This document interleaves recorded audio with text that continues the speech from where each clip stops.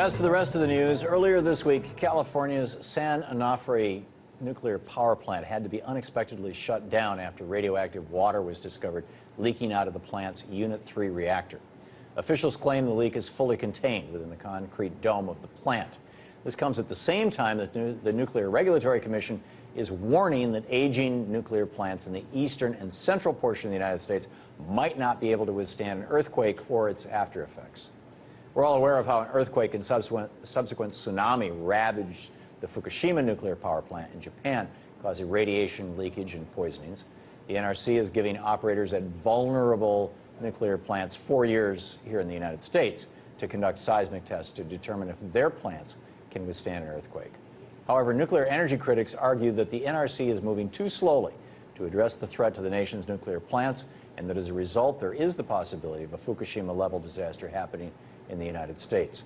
Joining me now to discuss the nation's aging nuclear infrastructure and the NRC's new warning and what's going on in California is Kevin Camps, radioactive waste watchdog with BeyondNuclear.org. Kevin, welcome. Thank you. Great to have you with us. With regard to the San Onofre? San Onofre. San Onofre plant.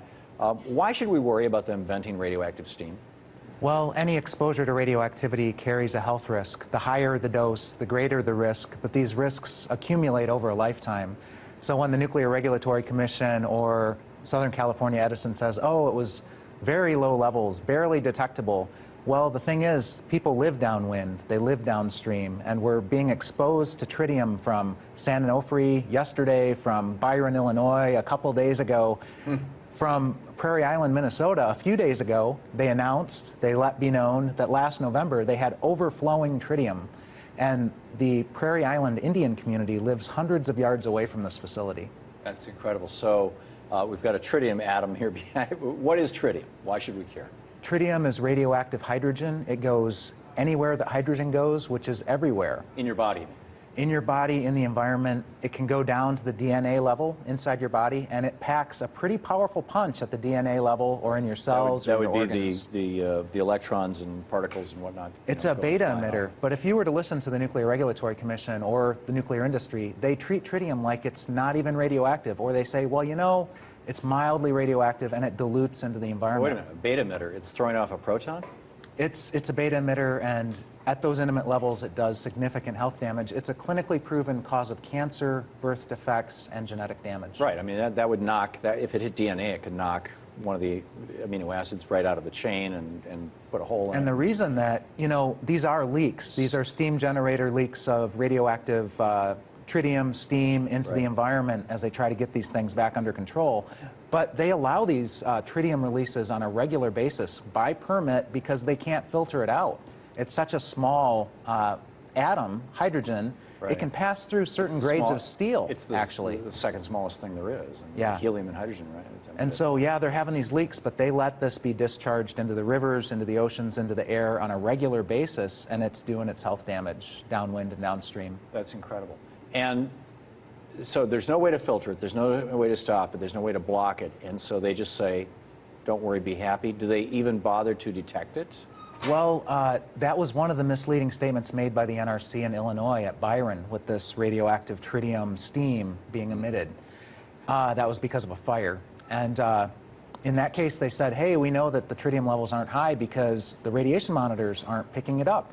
Well, a group that we work with called Nuclear Energy Information Service did an immediate FOIA to the state, and the state of Illinois said, we don't have monitors on site that can detect tritium. We have to send that out to a lab.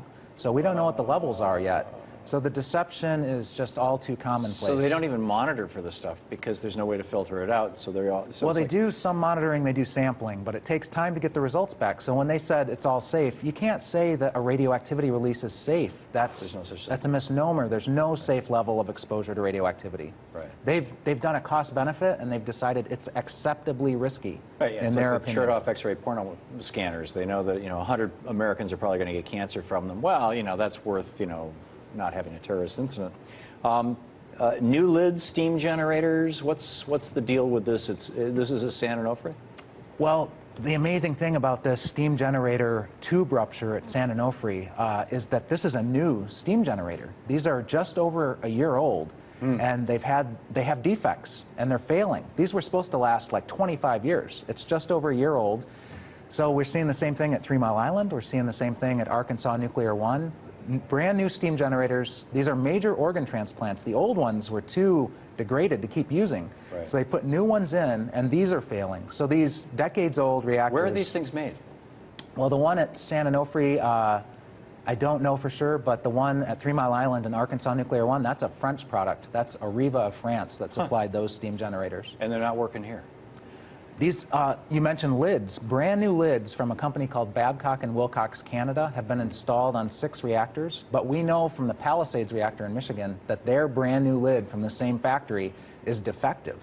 So they didn't put it on. They have an old corroded lid that they're sticking by, which is frightening because they're too worried about this new lid being so defective. But 6 reactors, including Beaver Valley in Pennsylvania, put lids from this factory on their reactors, and we don't know if those were defective or not. They could be. And we won't know until what?